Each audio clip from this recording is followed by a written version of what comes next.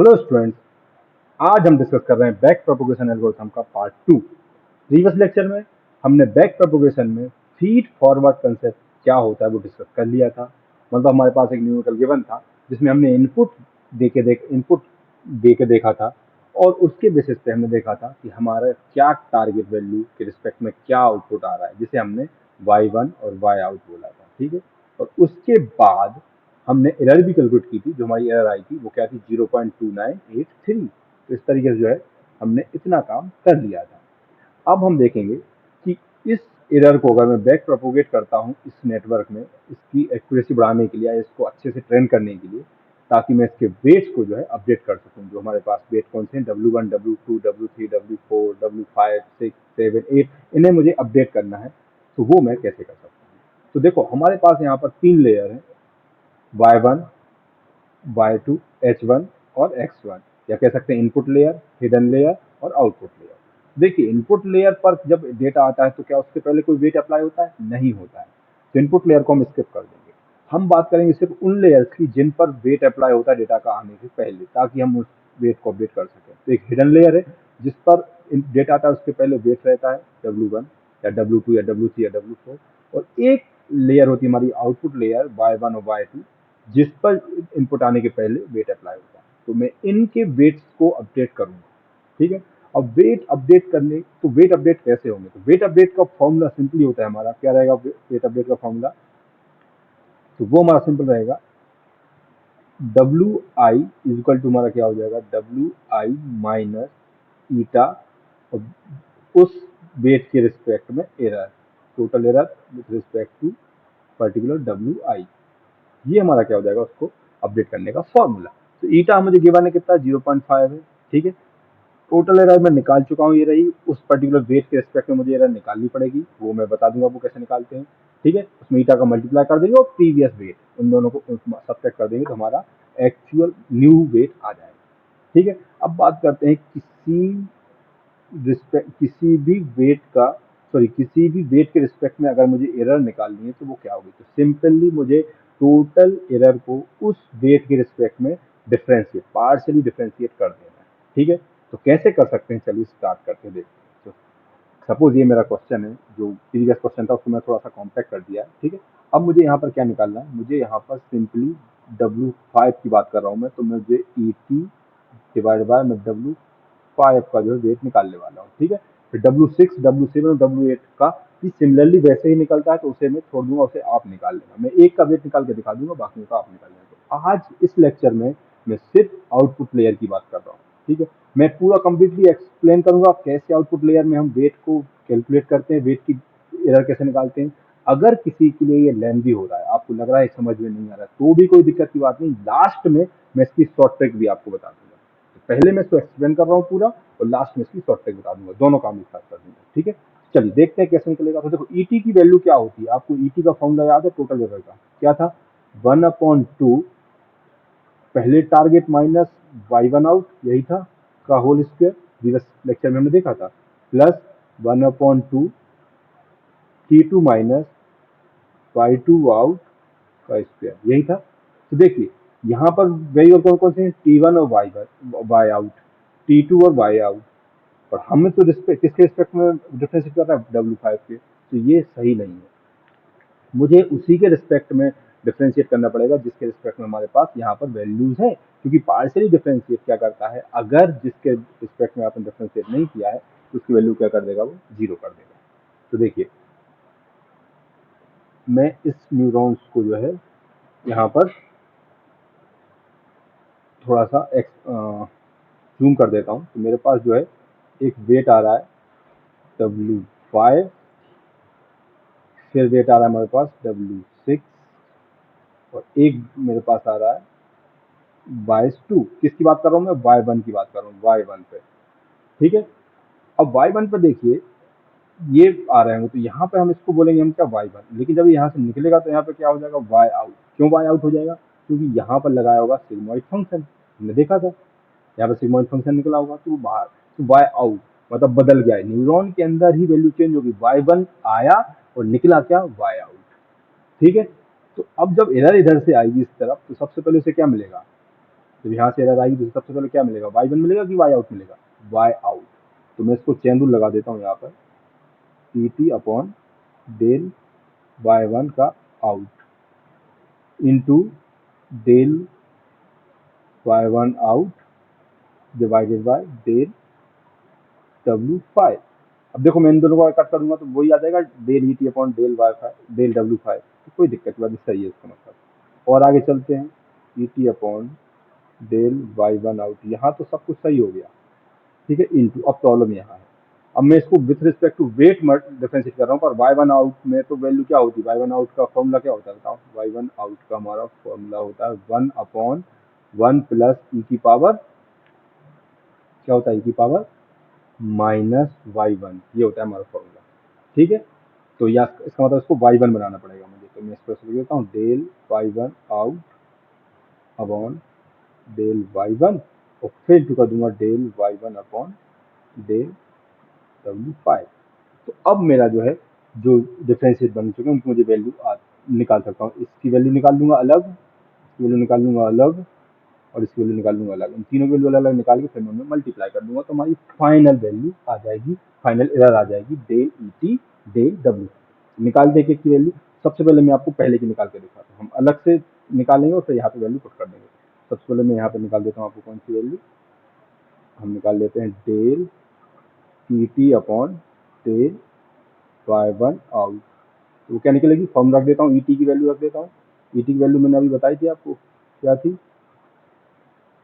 1 upon 2 T1 minus y1 out का square plus 1 upon 2 T2 minus y2, T2 minus y1, y1 sorry हाँ y2 out का square था, ठीक, ये हमारी वैल्यू होगी। चलिए अंदर इसको ले चलते हैं, तो जब अंदर जाएगा तो यहाँ क्या हो जाएगा 1 अपॉन 2, ठीक है, ब्रैकेट में क्या हो जाएगा del upon del y out y1 out, ठीक है, और अंदर क्या बचेगा T1 माइनस y1 आउट का square plus del sorry plus 1 upon 2 del upon del y1 out, और यहाँ पे क्या बचेगा T2 माइनस y2 आउट।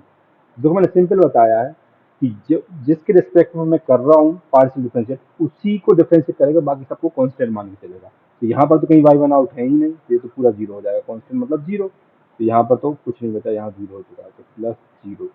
अब बात करते हैं यहाँ की, तो यहाँ क्या बचा, तो देखिए ये जब हम डिफरेंशिएट करेंगे तो 2 बाहर आ जाएगा, तो 2/2, और जब ये और यहाँ पर क्या बचेगा -1, एक कम हो जाएगा, तो क्या बचेगा T1 माइनस y1 आउट, ये बचेगा। और जब इसको अंदर ले जाओगे तो क्या होगा, T1 की वैल्यू क्या हो जाएगी 0, क्योंकि तो माइनस y1 आउट की वैल्यू क्या हो जाएगी 1, ठीक है। तो सॉल्व कर देंगे तो ये कट गया, तो यहाँ पे क्या हो चुका है, ये -1 बाहर आ जाएगा, तो -1, और यहाँ पे क्या हो जाएगा T1 माइनस y1 आउट। तो फाइनली हमारी वैल्यू होगी del ET upon del y1 out की जो फाइनल वैल्यू होगी वो क्या होगी, वो होगी हमारी -T1 माइनस y1 आउट। रख देते हैं वहाँ पे, पुट कर देते हैं, यहाँ पर आ जाते हैं, तो हमें फाइनली वैल्यू मिल चुकी है, पहले की क्या मिल चुकी है हमें, -T1 माइनस y1 आउट। चलिए निकालते हैं नेक्स्ट वाला, del y1 out divided by del y1, ठीक है, इसको अलग से निकाल लेते हैं, तो मैं अलग से निकाल लेता हूँ, del y1 out divided by del y1, ये निकालते हैं। तो y1 आउट की वैल्यू मुझे पता है कितना है, डेल अपॉन डेल y1, और इसकी वैल्यू मुझे पता है क्या है, 1 अपॉन 1 प्लस ई की पावर माइनस y1। तो सॉल्व करते हैं, तो डेल अपॉन डेल y1, और इसको मैं ऐसे लिख लेता हूँ 1 प्लस ई की पावर माइनस y1, ये लिख सकता हूँ, पावर -1 बिल्कुल लिख सकता हूँ। तो सॉल्व करोगे तो क्या हो जाएगा, -1 बाहर आ जाएगा, ठीक है, और फिर क्या हो जाएगा, इसकी पावर एक कम हो जाएगी, मतलब 1 प्लस ई की पावर माइनस y1 का -2, और फिर क्या होगा into del upon del y1, 1 plus e की पावर माइनस y1, ये बचेगा, ठीक है। ऐसे करते हैं, -1, 1 प्लस ई की power minus y1 power -2 into ये अंदर जाएगा तो क्या हो जाएगा del upon del y11 plus del sorry del upon del y1 into की पावर माइनस y1। ठीक है, -1 क्या हो जाएगा, 1 इसको 0 का तो छोड़ देते हैं, -2 इंटू यहाँ क्या हो जाएगा, तो ये कांस्टेंट है तो ये तो हो जाएगा 0। यहाँ पे क्या आ जाएगा, y1 है तो क्या हो जाएगा माइनस की पावर माइनस y1, यही होता है इसका डिफरेंशिएशन। ठीक है, तो ये माइनस माइनस बाहर आएंगे तो क्या हो जाएगा, प्लस हो जाएगा। तो क्या बचेगा हमारा फाइनल, हमारे पास 1 प्लस ई की पावर माइनस y1 का स्क्वायर -2 माइनस की पावर, ठीक है, इंटू ई की पावर माइनस y1। इसको अगर मैं थोड़ा सा और सॉल्व करूँ तो ये इस तरीके से हो सकता है, ई की पावर माइनस y1 की पावर 2 और इंटू ई की पावर माइनस y1। ठीक है, चलिए अब मैं इसको थोड़ा सा और सिंप्लीफाई करने की कोशिश करता हूँ। मैं क्या कर रहा हूँ, मैंने 1/1 प्लस ई की पावर माइनस y1 और इसको एक बार और लिख दिया, 1 प्लस ई की पावर माइनस y1 लिख सकता हूँ, स्क्वायर है तो। ठीक है, अच्छा ऊपर मैं क्या लिख रहा हूँ, ऊपर मैंने लिखा है इसको -1 और +1 लिख सकता हूँ मैं। ठीक है, और इसमें मैंने इंटू कर दिया कि इसका ई की पावर माइनस y1 का, ऐसा कर सकता हूँ मैं, बिल्कुल कर सकता हूँ। ठीक है, मैंने इस 1 को मैंने क्या लिख दिया है, ओ सॉरी, मैं इसमें ऐड कर रहा हूँ। ठीक है, मैंने इसमें ऐड क्या कर दिया, -1 और +1 ऐड कर दिया। तो कुछ फर्क पड़ने वाला है क्या, कुछ भी फर्क नहीं पड़ने वाला है, कट जाएंगे तो हमारा यहाँ क्या बचेगा, ई की पावर -1 ही बचेगा। चलिए अब मैं इसको अलग अलग कर सकता हूँ क्या, ऐसे लिख दूँ मैं -1/1 प्लस ई की पावर माइनस y1। ठीक है,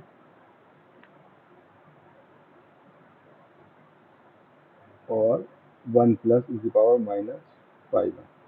ठीक है, और +1 प्लस ई की power minus y1 divided by 1 plus e की पावर माइनस y1 और इंटू एक और रहेगा 1 प्लस ई की पावर माइनस y1। ठीक है, इसको सही से लिख देता हूँ मैं, इंटू 1 प्लस ई की पावर माइनस y1।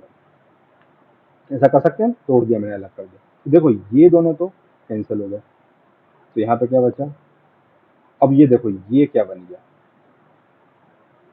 ये -1/1 प्लस ई की पावर माइनस y1 प्लस यहाँ पे क्या बचा, 1/1 प्लस ई की पावर माइनस y1, और ये यहाँ पे तो इसके है।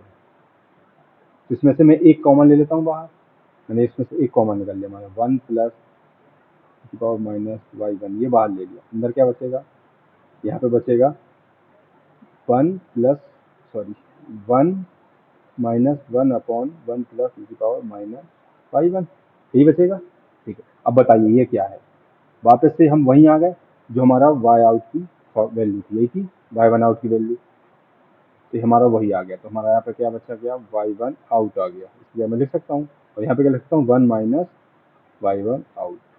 ठीक है, तो हमारी वैल्यू आ गई फाइनली किसकी, del y1 out upon del y1। इसका मतलब क्या हो गया कि इस y1 आउट को मैं पार्शियल डिफरेंशिएट करता हूँ y1 के रिस्पेक्ट में, तो हमारा फॉर्मूला वैल्यू ये आती है, ये लिख देता हूँ मैं वहाँ पे फटाफट। तो ये कैलकुलेट होकर आ चुका है हमारा यहाँ पे क्या, into 1 minus y1 out into y1 out.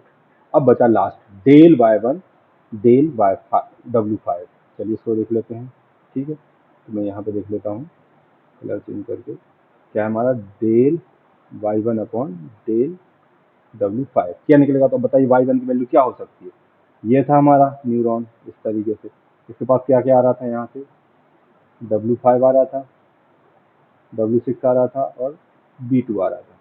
ये किससे आ रहा था, ये H1 से आ रहा था और ये आ रहा था H2 से। ठीक है, तो H1 से आ रहा था तो यहाँ पे क्या आएगा, H आउट आएगा, और यहाँ पे क्या आएगा, H2 आउट, H1 आउट और H2 आउट। ठीक है, y1 के पास कैसे आया होगा, तो यहाँ पे आया होगा कुछ इस तरीके से, H1 out into w5 plus H2 out into w6 plus p2, यही होगा। तो कर देते हैं differentiate with respect to del 5 with respect to w5।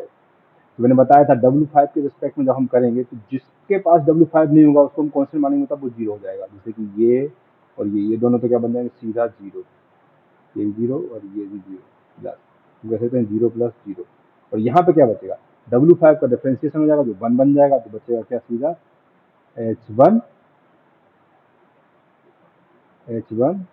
Out plus. ठीक है, फाइनली हमारा आउटपुट क्या हो गया, del y1 upon del W5 equal to क्या हो गया H1 आउट। लिख देते हैं वहाँ पे, तो यहाँ पे हमारा क्या हो गया मल्टीप्लाई H1 आउट। तो ये हमारा फाइनली जो है एरर आ गई with respect to ET upon W5। इसमें वैल्यू पुट कर देते हैं, चलिए वैल्यू डाल देता हूँ मैं। वैल्यू हमारी हो जाएगी माइनस T1 की वैल्यू हमारी कितनी है 0.01 माइनस Y1 आउट की वैल्यू कितनी है 0.7513। ठीक है, लिखी हुई ऊपर 7513।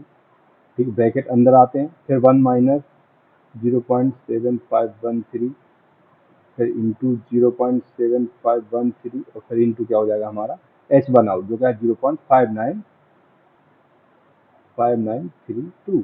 ठीक है, तो ये फाइनली हमारा, इसको सॉल्व कर देंगे तो हमारी एरर आ गई proper del ET upon del W5। और वो हमारी एरर कितनी है, अगर हम इसको सॉल्व करते हैं तो हमारी एरर आ जाएगी अप्रॉक्सीमेटली मान लीजिए चलो 0.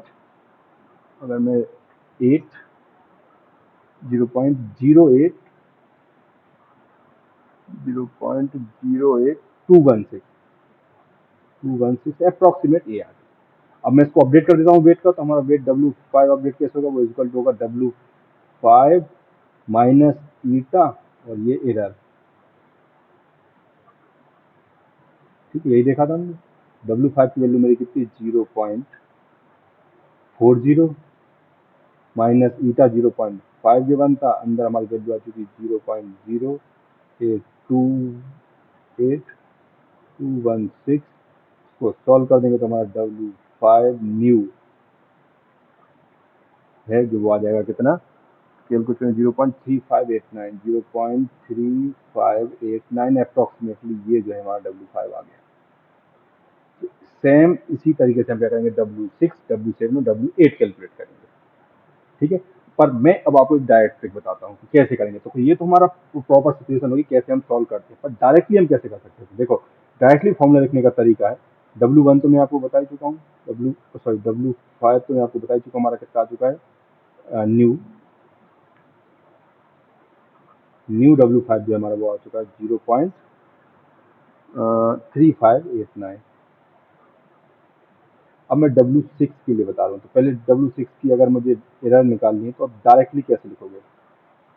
देखो सिंपल है, W6 कहाँ है, ये रहा W6, यहाँ से H2 से आया है और किसके पास जा रहा है Y1 के पास जा रहा है, तो बस। और तो यहाँ पे फिक्स हो गया, टारगेट वैल्यू क्या रहेगी T1 और आउट क्या रहेगा Y1। तो हम सीधा लिखेंगे minus target value minus Y1 out. ठीक है, उसके बाद फिर 1 माइनस Y1 आउट और फिर इसी का मल्टीप्लाई करना इंटू Y1 आउट। ठीक है, ये तो हमारा हो गया सिंपल। अब इंटू हिडन लेयर किसका मल्टीप्लाई होगा, तो किससे निकल के आ रहा है H2 से, तो इंटू H2 आउट। इसको वैल्यू पुट कर देना तो आपकी एरर निकल आएगी। और फिर उस एरर को हम किस में रख देंगे W6 is equal to W6 minus eta del ET upon W6 del, तो हमारा फाइनली अपडेटेड W6 न्यू आ जाएगा, जो मैं यहाँ डायरेक्ट लिख देता हूँ 0.513012 अप्रॉक्सीमेट। ठीक है, चलिए W7 के लिए निकालूं तो डायरेक्ट लिख रहा हूँ। ठीक है, कैसे आएगा माइनस W7, बताइए कौन सी लाइन है, ये रही, कहाँ आई है T2 के पास आई है, टारगेट 2 हो गया तो T2 हो गया, माइनस आउटपुट भी क्या होगा Y2 आउट हो गया, अंदर यहाँ पे क्या होगा 1 माइनस Y2 आउट और मल्टीप्लाई किसका होगा Y2 आउट का, और इनटू हिडन लेयर कौन सी हो जाएगी, कहाँ से निकल के आया है H1 आउट से। ठीक है, तो मैं इसकी डायरेक्ट वैल्यू लिख रहा हूँ W7 न्यू, आप कैलकुलेट कर लेना, वो है 0.7 सॉरी W7 जो है, ओह सॉरी गलत हो गया है, W7 की जो वैल्यू है वो है 0.5113012 और W56 की जो है वो गलत, वो हो गई है 0.40, मतलब लिख दी 0.408686, ठीक है। तो वेट इसको सुधार लेना, ठीक है। अगर आपकी वैल्यू गलत ये आ रही है तो आप सही कर रहे हो, ये मैंने मिस्टेक से गलत लिख दी थी, ठीक है। चलिए W8 के लिए निकालोगे तो क्या हो जाएगा हमारा T2। देखिए W8 कहाँ से आ रहा है, H2 से आ रहा है और किसके पास जा रहा है, Y2 के पास, तो T2 हो जाएगा T2 minus Y2 out into 1 minus Y2 out into Y2 out into किससे निकल के आया है आपको H2 से, तो H2 आउट, ठीक है। तो W8 न्यू वो हमारा हो जाएगा 0.56137, ठीक है। तो ये हमारा W8 न्यू हो गया, ठीक है। अब नेक्स्ट हमारा आता है हिडन लेयर, ठीक है। तो हिडन लेयर के वेट्स कैसे अपडेट करेंगे वो मैं आपको नेक्स्ट लेक्चर बताऊंगा, ठीक है। तो मिलते हैं नेक्स्ट लेक्चर में, तब तक के लिए नमस्कार।